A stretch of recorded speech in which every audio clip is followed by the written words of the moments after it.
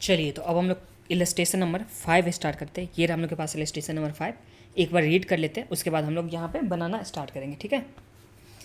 अब क्या दे रखा है, following are the selected financial information of A limited and B limited for the current financial year. तो हम लोग के पास यहाँ पे दे रखा हुआ है फाइनेंशियल इन्फॉर्मेशन, जिसमें हम लोग के पास ए लिमिटेड का प्लस में बी लिमिटेड का, जिसमें वेरिएबल कॉस्ट रेशियो दे रखा हुआ है, इंटरेस्ट दे रखा हुआ है, ऑपरेटिंग लेवरेज दे रखा हुआ है, फाइनेंशियल लेवरेज दे रखा हुआ है। उसके बाद हम लोग के पास टैक्स रेट सम्स में गिवन, ठीक है।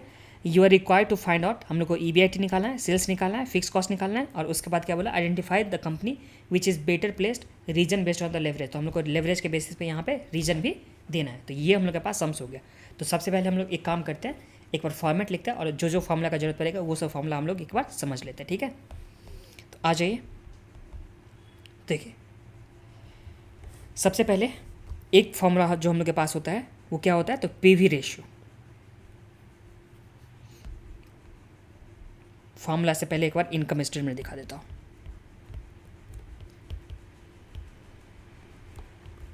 इनकम स्टेटमेंट में हम लोग क्या करते हैं, तो सबसे पहले हम लोग के पास जो होता है क्या होता है, तो यहाँ पे सेल्स होता है, इसमें से हम लोग क्या माइनस करते हैं, वेरिएबल कॉस्ट। तो हम लोग के पास क्या आता था, तो ये आता था हम लोग के पास कंट्रीब्यूशन। फिर हम लोग माइनस क्या करते थे, यहाँ पे फिक्स कॉस्ट माइनस करते थे। तो हम लोग के पास क्या आता था, फिक्स कॉस्ट माइनस करने के बाद तो ये हम लोग के पास आता था earning before interest and taxes. फिर इसमें से हम लोग माइनस क्या करते थे, इंटरेस्ट। तो हम लोग के पास क्या आता था, तो अर्निंग बिफोर टैक्स। फिर इसमें से हम लोग टैक्स को माइनस कर देते थे, तो हम लोग के पास क्या आता था, earning after tax. Preference dividend तो है नहीं सम्स में, तो डायरेक्ट यहाँ पे हम लोग क्या करते थे, नंबर ऑफ इक्विटी शेयर। तो हम लोग के पास क्या आता था, तो यहाँ पे अर्निंग पर शेयर यहाँ पे आ जाता था, बट हम लोग के पास नंबर ऑफ इक्विटी शेयर भी नहीं है, तो हम लोग के पास डायरेक्टली यहाँ पे छोड़ देंगे जो अर्निंग आफ्टर टैक्स में। तो ये इनकम स्टेटमेंट तो समझने में तो कोई दिक्कत नहीं है ना। सेल्स में से सबसे पहले हम लोग वेरिएबल कॉस्ट माइनस करते थे, हम लोग के पास आता था कंट्रीब्यूशन। कंट्रीब्यूशन में से फिक्स कॉस्ट माइनस करेंगे तो हम लोग के पास आता था earning before interest and tax. फिर उसमें से टैक्स माइनस करेंगे तो अर्निंग आफ्टर टैक्स। ये हम लोग के पास हो गया इनकम स्टेटमेंट, ठीक है। इसमें एक बार लिख देता हूँ, ये ए लिमिटेड के लिए और यहाँ पे बी लिमिटेड के लिए।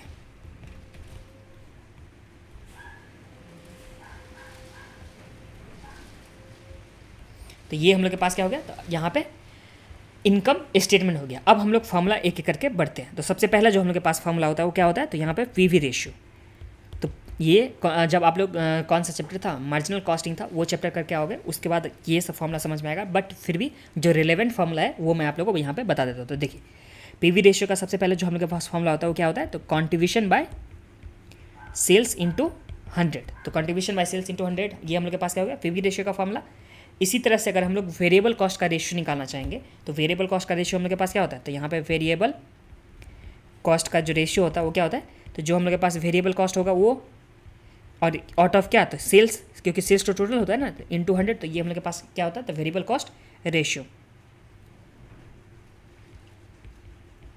ठीक है। तो PV रेशियो समझने में तो कोई दिक्कत नहीं। देखिए इनकम स्टेटमेंट में हम लोग सबसे पहले क्या करते थे, सेल्स, इसमें से वेरिएबल कॉस्ट माइनस करते थे, तो हम लोग के पास क्या आता था, कंट्रीब्यूशन आता था। ये समझने में तो कोई दिक्कत नहीं है। तो सेल्स में से वेरिएबल कॉस्ट माइनस किया तो हम लोग के पास क्या गया, कंट्रीब्यूशन।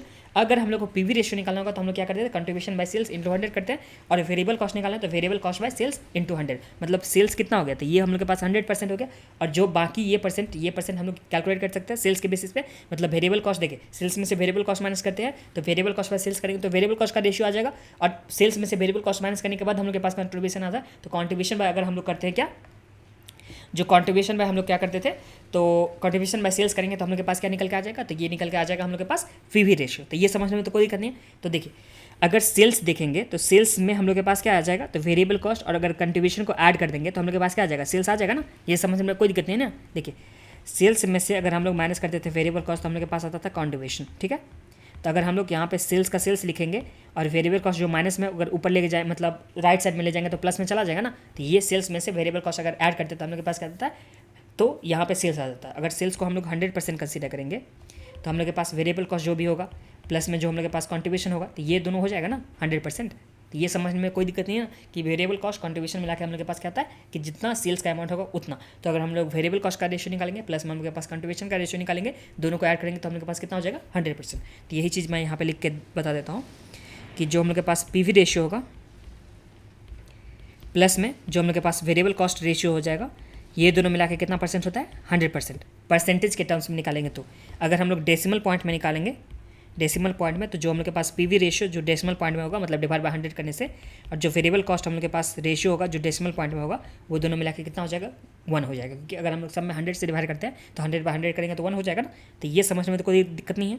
अगर हम लोग के पास सम्स में वेरिएबल कॉस्ट दे रखा हुआ तो अगर हम लोग पीवी रेशियो कर देंगे, पीवी रेशियो निकालना होगा तो हम लोग शायद सिंपली क्या कर सकते हैं, 1 में से जो वेरिएबल कॉस्ट अगर प्लस में इस साइड दूसरे साइड ले जाएंगे तो माइनस में चला जाएगा ना, तो वेरिएबल कॉस्ट रेशियो माइनस कर देंगे अगर 1 में से, तो हम लोग के पास क्या निकल के आ जाएगा, पीवी रेशियो निकल के आ जाएगा। तो ये फॉर्मूला हम लोग के पास मेन हो गया। तो आप लोग को याद जो रखना है, क्या रखना है, तो एक तो ये याद रखना है कि पीवी रेशियो का हम लोग के पास फॉर्मूला क्या होता है, तो कंट्रीब्यूशन बाय सेल्स इंटू 100, ये याद रखना है। और दूसरा फॉर्मूला याद रखना है कि पीवी रेशियो प्लस में जो वेरिएबल कॉस्ट रेशियो होता है दोनों मिला के 1 होता है। तो अगर हम लोग को पीवी रेशियो निकालना है तो 1 माइनस से हम लोग क्या कर सकते हैं, वेरिएबल कॉस्ट को माइनस करते हैं। तो बस आप लोग को 3 चीज़ यहाँ पे याद रखना है। पहला क्या, तो PV ratio is equal to contribution by sales into 100।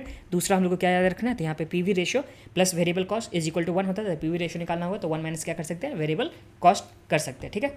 और बाकी आप लोग को ऑपरेटिंग लेवरेज का फॉर्मूला क्या होता था, जो हम लोग के पास कंट्रीब्यूशन बाय, एक बार लिख ही देता हूँ, ऑपरेटिंग लेवरेज का फॉर्मूला क्या होता था, तो जो हम लोग के पास कंट्रीब्यूशन हो गया डिवाइड क्या करते थे हम लोग, ईबीआईटी करते थे। फाइनेंशियल लेवरेज का हम लोग के पास क्या फॉर्मूला था, तो जो हम लोग के पास ईबीआईटी होता था इसमें हम लोग ईबीटी से क्या करते थे, डिवाइड करते थे। और जो हम लोग के पास कंबाइंड लेवरेज होता था वो निकालने के लिए ऑपरेटिंग लेवरेज इनटू हम लोग क्या करते थे, फाइनेंशियल लेवरेज। या तो हम लोग क्या कर सकते थे, जो हम लोग के पास होता था कंट्रीब्यूशन बाय ईबीटी। तो ये हम लोग के पास मेनली फॉर्मूला हो गया जो यूज पढ़ने वाला है इस वाले सम्स में। कौन कौन सा फॉर्मूला, तो जो ऑपरेटिंग लेवरेज है, जो फाइनेंशियल लेवरेज है, प्लस में जो PV ratio is equal to क्या करते थे, तो 1 माइनस वेरिएबल कॉस्ट, एक ये और एक हम लोग के पास पीवी रेशियो क्या होता था, तो कंट्रीब्यूशन बाय सेल्स इंटू 100। तो ये हम लोग का फॉर्मूला मेनली इसमें यूज होने वाला है, ठीक है। अब आ जाइए सम्स में डायरेक्टली। तो सम्स में हम लोग के पास क्या क्या दे रखा हुआ है इन्फॉर्मेशन, उसके बेस पे हम लोग यहाँ पे देखते जाएंगे। तो सम्स में सबसे पहले हम लोग के पास सारा रेशियो दे रखा हुआ था। तो वेरिएबल कॉस्ट अगर हम लोग के पास रेशियो दे रखा हुआ तो सबसे पहले नंबर पे वेरिएबल कॉस्ट रेशियो, तो हम लोग इससे क्या निकाल सकते थे, इससे हम लोग पीवी रेशियो निकाल सकते हैं ना। पीवी रेशियो का फॉर्मूला क्या होता था, तो PV ratio is equal to 1 minus variable cost. Variable cost 60% है, मतलब कितना हो गया, 60% का मतलब कितना, 0.6 हो गया। तो अगर हम लोग 1 में से 0.6 माइनस कर देंगे तो 0.4 जो हम लोग के पास क्या हो जाएगा, पीवी रेशियो। तो 0.4 हो गया ए लिमिटेड के लिए, और यही बी लिमिटेड के लिए निकालेंगे तो कितना हो जाएगा, तो हम लोग के पास 1 में से माइनस कर देंगे 0.5, तो हम लोग के पास 0.5 क्या हो जाएगा, पीवी रेशियो किसके लिए, तो बी लिमिटेड के लिए। तो यहाँ तक में कोई प्रॉब्लम नहीं है ना। फिर हम लोग के पास इंटरेस्ट दे रखा होता है, इंटरेस्ट दे रखा हुआ, फिर हम लोग के पास ऑपरेटिंग लेवरेज है, फिर फाइनेंशियल लेवरेज और टैक्स का रेट दे रखा है जो कि 30%। तो ये हम लोग यहाँ पे पुट करते चलते हैं जो इन्फॉर्मेशन है। टैक्स एट द रेट कितना परसेंट है, तो 30%। फिर हम लोग के पास इंटरेस्ट गिवन था, इंटरेस्ट कितना कितना गिवन था, तो इंटरेस्ट है 20,000 और उसके बाद 1 लाख। तो हम लोग यहाँ पे लिख देंगे इंटरेस्ट में 20,000 और यहाँ पे हम लोग के पास कितना है, तो यहाँ पे 1 लाख इंटरेस्ट का लिख दिए। उसके बाद टैक्स का हम लोग लिख चुके हैं, तो ये वाला हम लोग के पास हो गया। अब हम लोग के पास दे रखा हुआ ऑपरेटिंग लेवरेज, फाइनेंशियल लेवरेज और उसके बाद हम लोग के पास टैक्स का रेट दे रखा हुआ है, ठीक है। तो ये सब इंफॉर्मेशन हम लोग के पास गिवन है। चलिए अब हम लोग कैलकुलेट यहाँ पे करना स्टार्ट करते हैं। तो देखिए एक चीज़ यहाँ पे और देख लीजिए, जो हम लोग के पास earning before interest and taxes था, जो हम लोग के पास क्या था, अर्निंग बिफोर एंड टैक्सेस था। इसमें से अगर हम लोग इंटरेस्ट को माइनस कर देंगे, earning before interest and taxes में से अगर हम लोग इंटरेस्ट को माइनस करेंगे तो हम लोग के पास क्या आ जाता था, ईबीटी आ जाता था। तो इसे ही यहाँ पे लिख के दिखा देता हूँ। जो हम लोग के पास क्या है, earning before interest and taxes, अगर इसमें से हम लोग इंटरेस्ट को माइनस करेंगे तो हम लोग के पास क्या आता था, अर्निंग बिफोर टैक्सेस आता है। ये समझने में कोई दिक्कत नहीं है। तो अगर हम लोग को ईबीटी निकालना होगा, ईबीआईटी निकालना होगा, तो हम लोग ये भी कर सकते हैं ना, जो अर्निंग बिफोर टैक्सेस है माइनस में इंटरेस्ट इस साइड में है, अगर दूसरे साइड में गया तो प्लस में, तो यहाँ पे प्लस क्या कर सकते हैं, इंटरेस्ट। ये समझ में कोई दिक्कत नहीं है ना। तो ये भी चीज़ आप लोग को ध्यान में रखना है। अब हम लोग यहाँ पे नॉर्मली फार्मूला में बढ़ते हैं। जो सबसे पहले हम लोग यहाँ पे ए लिमिटेड का देखेंगे, फिर हम लोग दूसरे में बी लिमिटेड का देख लेंगे, दूसरा साइड बाय साइड कर लेते हैं सबसे बढ़िया। तो ए लिमिटेड में हम लोग के पास जो फार्मूला सबसे पहले दे रखा हुआ था, financial leverage, operating leverage, 2 formula दे रखा हुआ है और एक हम लोग के पास वेरिएबल कॉस्ट का रेशियो दे रखा हुआ था। सबसे पहले देखिए इंटरेस्ट दे रखा हुआ है। इंटरेस्ट कहाँ पे आता था, तो जो ईबीआईटी आता था उसमें से माइनस कर देंगे इंटरेस्ट, तो हम लोग के पास क्या आता था, अर्निंग बिफोर टैक्सेस, और ईबीआईटी डिवाइड अगर ईबीटी करते तो हम लोग के पास क्या आता था, फाइनेंशियल लेवरेज। तो इसे हम लोग यहाँ पे यूज़ करेंगे। तो यहाँ पे सबसे पहले financial leverage is equal to क्या होता था फॉर्मूला, तो ईबीआईटी बाय ईबीटी, यही होता था ना। जो हम लोग के पास फाइनेंशियल लेवरेज कितना दे रखा, तो यहाँ पे फाइनेंशियल लेवरेज दे रखा 3, तो हम लोग यहाँ पे 3 ईबीआईटी का ईबीआईटी रख देते हैं। और जो ईबीटी है, ईबीटी के बदले हम लोग क्या लिख सकते हैं, तो ईबीटी के हम लोग बदले लिख सकते हैं ना यहाँ पे ईबीआईटी माइनस इंटरेस्ट। तो यही चीज़ हम लोग यहाँ पे लिख देंगे, ईबीआईटी माइनस इंटरेस्ट। इंटरेस्ट हम लोग कितना दे रखा होता है इंटरेस्ट, तो यहाँ पे इंटरेस्ट हम लोग के पास 20,000 का गिवन था, तो 20,000 हम लोग माइनस कर देंगे। इसे सॉल्व कर लीजिए, क्रॉस मल्टीप्लिकेशन करते हैं तो हम लोग के पास कितना आ जाएगा, तो 3 EBIT minus 20,000 is equal to कितना, तो यहाँ पे EBIT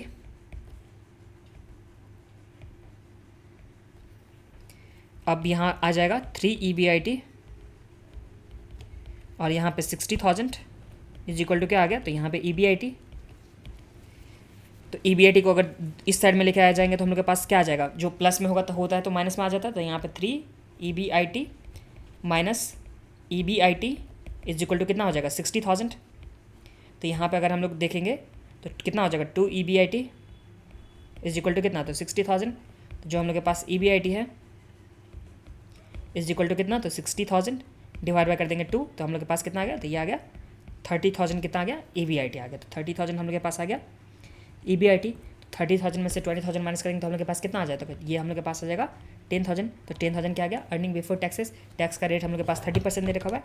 तो अगर हम लोग 10,000 में से अगर 30% माइनस कर देंगे तो यहाँ पे 3,000 अगर माइनस कर दें 10,000 में से जो 30% हो गया इक्वल टू, तो ये हम लोग के पास आ गया अर्निंग आफ्टर टैक्स जो कितना आ गया 7,000। तो 7,000 आ गया अर्निंग आफ्टर टैक्सेस जो हम लोग के पास A लिमिटेड तक का यहाँ तक आ चुका है। इसी तरह से हम लोग B लिमिटेड का भी यहाँ निकाल सकते हैं। तो चलिए B लिमिटेड का निकालते हैं। तो जो हम लोग के पास फाइनेंशियल एवरेज था, फाइनेंशियल एवरेज हम लोग क्या करते थे, तो यहाँ पे EBIT by earning before and taxes, financial average हम लोग के पास B लिमिटेड का कितना दे रखा है, तो यहाँ पे 2 दे रखा हुआ है। तो यहाँ पे आ जाएगा हम लोग के पास 2, EBIT का EBIT आ जाएगा, फिर EBIT इसमें से EBT के बदले लिख सकते थे ना, यही वाला सेम टू सेम जैसे हम लोग यहाँ पे A लिमिटेड का किया था उसी तरह से B लिमिटेड का।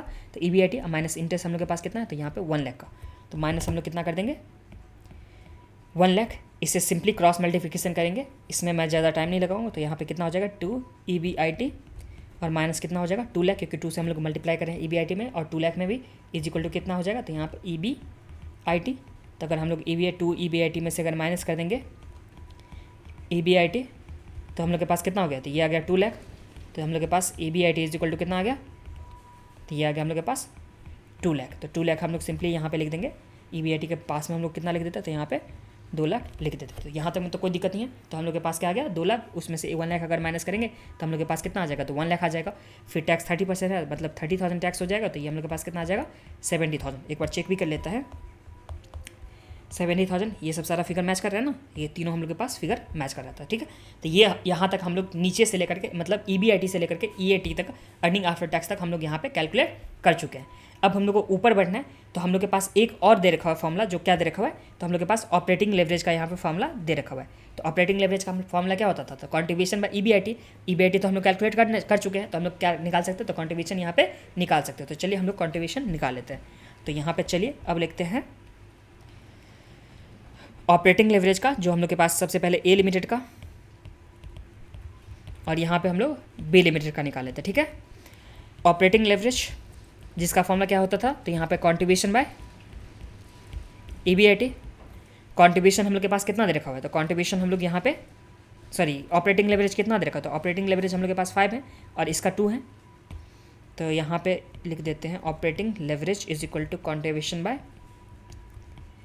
EBIT, जो यहाँ पे 2 दे रखा था और इसमें कितना दे रखा था 5। चलिए सॉल्व कीजिए, आप लोग खुद से सॉल्व कीजिए। कॉन्ट्रीब्यूशन का कॉन्ट्रीब्यूशन हो जाएगा, EBIT हम लोग निकाल चुके थे कितना 3 लाख और यहाँ पे 30,000 और वहाँ पे 2 लाख। तो यहाँ पे आ जाएगा 30,000 और यहाँ पे 2 लाख। तो हम लोग के पास कॉन्ट्रीब्यूशन कितना आ गया 30,000 इंटू 5 और यहाँ आ गया 2 लाख इंटू 4 2, तो यहाँ पे कितना आ गया, तो यहाँ पे 4 लाख। तो 4 लाख और 1,50,000 हम लोग के पास क्या आ गया कॉन्ट्रीब्यूशन आ गया, जिसे चेक भी कर लेते हैं। तो 1,50,000 और 4 लाख हम लोग के पास क्या आ गया कॉन्ट्रीब्यूशन। तो यहाँ पे चलिए लिख देते हैं 1,50,000 और यहाँ कितना, तो यहाँ हम लोग के पास आ गया 2 लाख का कॉन्ट्रीब्यूशन। अब कॉन्ट्रीब्यूशन में से फिक्स कॉस्ट माइनस करेंगे तो EBIT आ जाएगा। तो हम लोग के पास कॉन्ट्रीब्यूशन आ चुका है और हम लोग के पास क्या आ चुका है, तो EBIT आ चुका है। तो बाकी बैलेंसिंग फिगर में आ जाएगा ना। तो 1,50,000 में से अगर माइनस कर देंगे 30,000 तो हम लोग के पास कितना आ गया फिक्स कॉस्ट, तो ये आ गया हम लोग के पास 120,000 और दूसरा में हम लोग के पास 2 लाख, इसमें से अगर माइनस करते हैं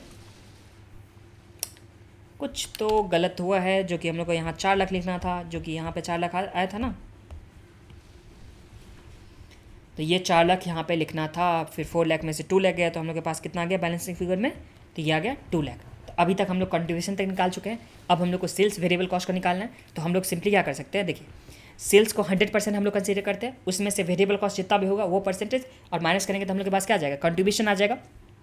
तो या तो हम लोग इस तरह से कर सकते हैं, चलिए मैं दोनों तरीका यहाँ पे बता देता हूँ। देखिए सबसे पहले जो हम लोग के पास है, सेल्स को हम लोग कितना परसेंट कंसीडर करते हैं, तो इसे हम लोग 100% कंसीडर करते हैं, ठीक है।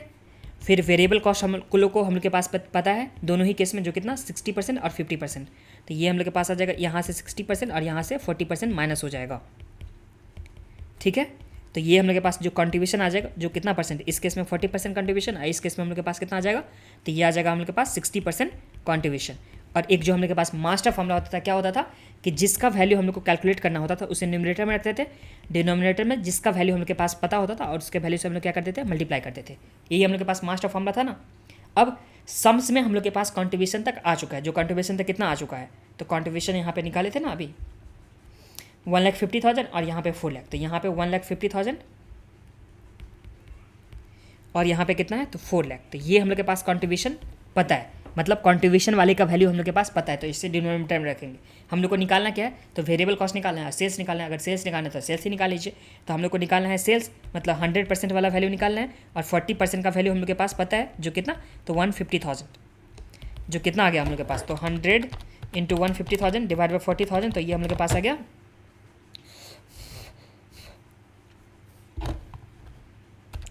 100 इंटू 1,50,000 डिवाइड बाई 40, तो ये हम लोग के पास कितना आ गया, तो यहाँ पे 375,000।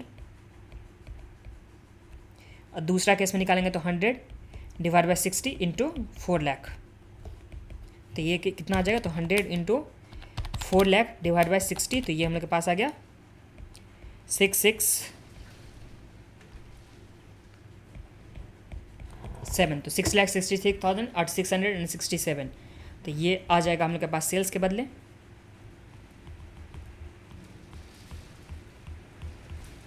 और इसमें सेल्स के बदले कितना आ रहा था, 375,000।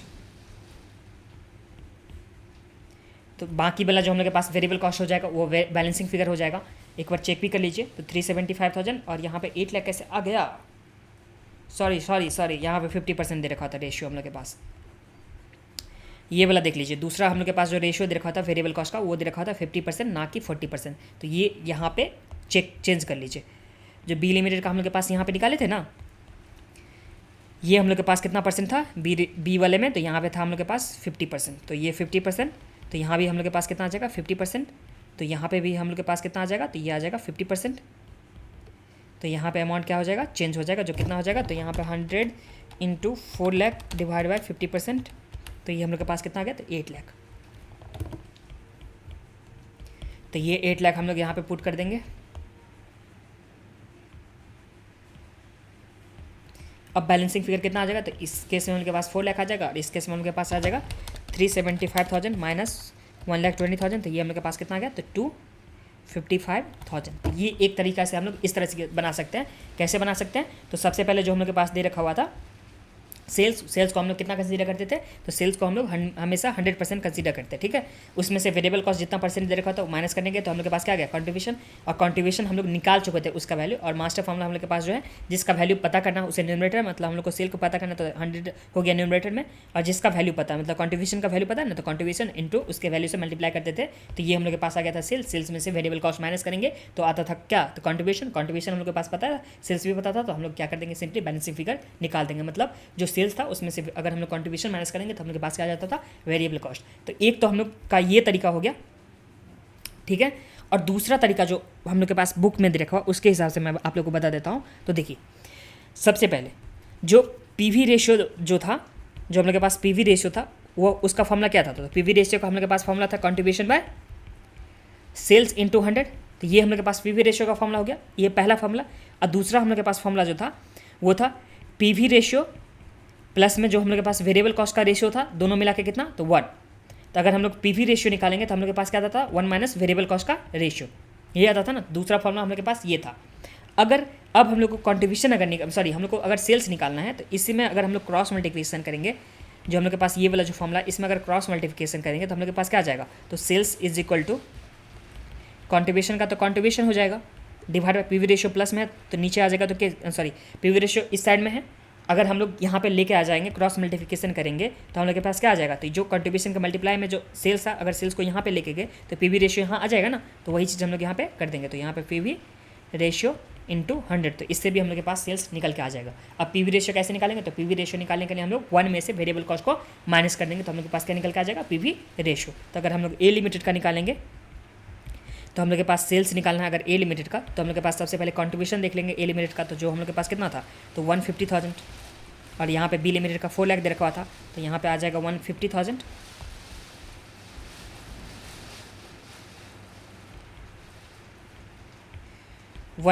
आ जाएगा।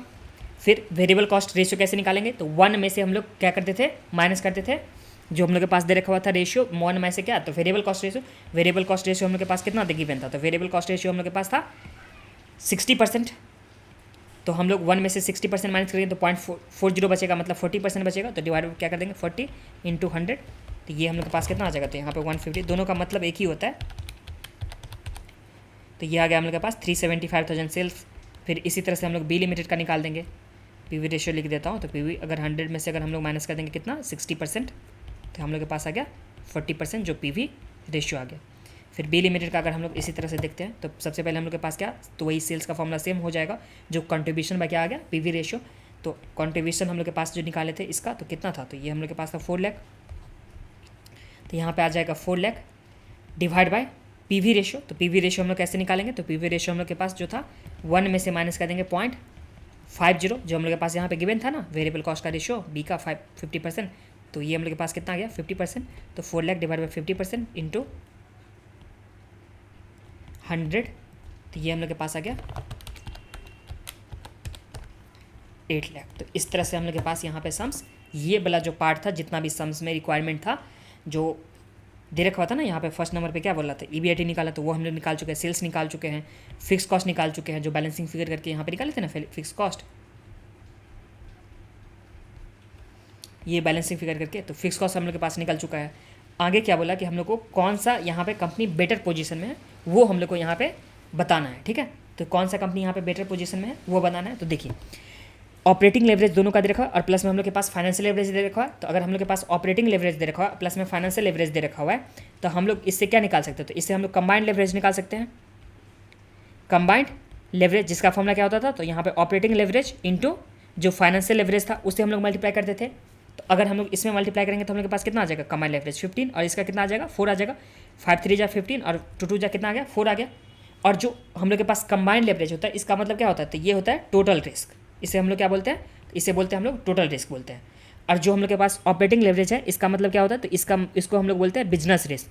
और जो हम लोग के पास फाइनेंशियल लेवरेज है इसे हम लोग क्या बोलते हैं, तो यहाँ इसे बोलते हैं फाइनेंशियल रिस्क। तो अब आप लोग बताइए टोटल रिस्क सबसे ज़्यादा किस में है, ए में है कि बी में है, तो आंसर इज ऑब्वियस सा बात है कि यहाँ पे ए में सबसे ज़्यादा टोटल रिस्क है, तो कौन सा कंपनी बेटर होगा, तो यहाँ पे बी लिमिटेड बढ़िया होगा, अच्छा कंपनी होगा। इसी तरह से अगर हम लोग देखेंगे बिजनेस रिस्क, तो बिजनेस रिस्क कौन से में ज़्यादा है, तो यहाँ पे ए में ज़्यादा है बिजनेस रिस्क, तो हम लोग के पास कौन सा कंपनी यहाँ पे बेटर होगा पोजीशन में, तो यहाँ पे सबसे जो है बी लिमिटेड बेटर में होगा। फिर इसी तरह से फाइनेंशियल रिस्क किस में ज़्यादा है, तो यहाँ पे फाइनेंशियल रिस्क जो ज़्यादा है वो ए लिमिटेड में ज़्यादा है, तो कौन सा कंपनी बेटर होगा, तो यहाँ पे बी लिमिटेड। तो इस तरह से एक हो गया कि बिजनेस रिस्क जो हम लोग के पास ऑपरेटिंग लेवरेज था उसमें जो अगर ज़्यादा होगा, जिसका ज़्यादा ऑपरेटिंग लेवरेज होगा वो कंपनी का ज़्यादा रिस्क रहेगा, तो जो इस कंपनी में ज़्यादा रिस्क होगा वो कंपनी बेटर तो नहीं होता ना, तो ये हम लोग के पास हो गया। इसी तरह से फाइनेंशियल, इसी तरह से हम लोग के पास जो टोटल रिस्क था वो, और दूसरा जो पैमाना था यहाँ पे पैरामीटर था उसमें हम लोग देखें कि इंटरेस्ट कवरेज किस तरह से कर रहा है, मतलब इंटरेस्ट जो है वो कितना गुना है ईबीआईटी का, ये हम लोग दूसरा पैमाना देख लेते हैं। तो देखिए इसमें 30,000 हम लोग के पास ईबीआईटी था और इसका इंटरेस्ट कितना था 20,000 था, तो यहाँ पे 1.5 ही टाइम्स है, जो इंटरेस्ट जितना हम लोग पेमेंट करेंगे उसका 1.5 टाइम्स ही हम लोग के पास ईबीआईटी है। और दूसरा कंपनी में देखेंगे तो हम लोग के पास कितना था, तो 2 लाख डिवाइड बाई 1 लाख करेंगे तो हम लोग के पास कितना है 2 टाइम्स है। तो जो दूसरा कंपनी है उसका जो प्रॉफिट है वो इंटरेस्ट से डबल है, मतलब जितना उसका इंटरेस्ट यहाँ पे पेमेंट करना है उससे डबल है, तो कौन सा कंपनी बेटर होगा, तो जिसका EBIT का परसेंटेज ज़्यादा होगा, मतलब EBIT इंटरेस्ट से जितना गुना ज़्यादा होगा वो कंपनी बेटर होगा। तो इस वाले जो कैपेसिटी मतलब जो इंटरेस्ट कवरेज रेशियो के हिसाब से था, इंटरेस्ट लायबिलिटी के हिसाब से था, उसमें भी यहाँ पे बी लिमिटेड बेहतर था। और जो हम लोग यहाँ पे देखे थे ओवरऑल रिस्क वाला, तो उसमें भी यहाँ पे बी लिमिटेड ज़्यादा बेहतर था। तो इसी को आप लोग को यहाँ पे रीड कर लेना है, जो कमेंट करना है इस तरह से करना है कि जो सबसे पहले हो गया कि कंपनी बी बेटर है ए से, किस वजह से बेटर है, तो इंटरेस्ट का जो लायबिलिटी है, जो EBIT अगर इंटरेस्ट रेशियो करेंगे तो हम लोग के पास इसमें बी बेटर है। फिर हम लोग अगर ओवरऑल रिस्क के हिसाब से देखेंगे, कंबाइंड रिस्क मतलब बिजनेस का टोटल रिस्क, तो हम लोग के पास ए का यहाँ पे दे रखा हुआ था और ये हम लोग के पास बी का दे रखा था, तो बी में रिस्क कम है।